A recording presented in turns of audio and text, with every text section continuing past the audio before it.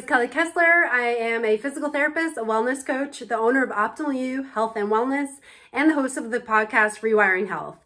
And here are 5 self-care practices each of us can do to improve our mental health.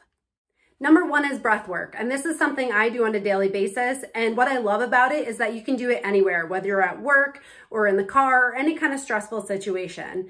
And the amazing thing about breath work is that it has a profound ability to shift your nervous system from a state of fight, flight, or freeze to a state of rest or digest. So it brings your nervous system to a state of balance where now you can think clearly, you can calm yourself down in any situation, and allows you to proceed without feeling like you're always wired.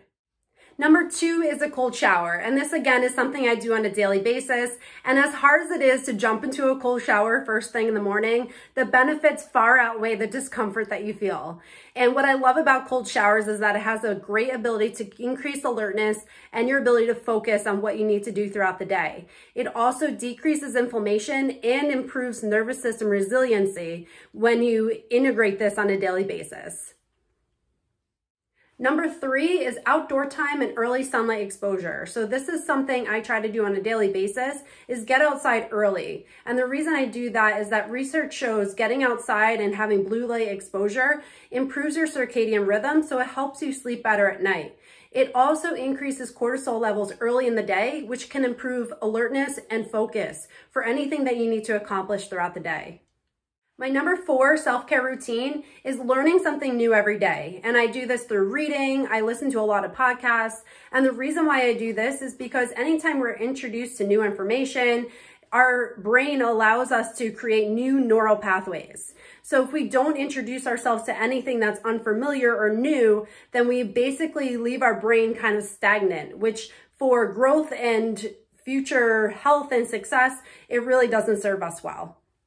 Number 5 is movement. And again, this is something I do on a daily basis, whether it's going for a walk outside, a run, biking, yoga, or even just moving intuitively.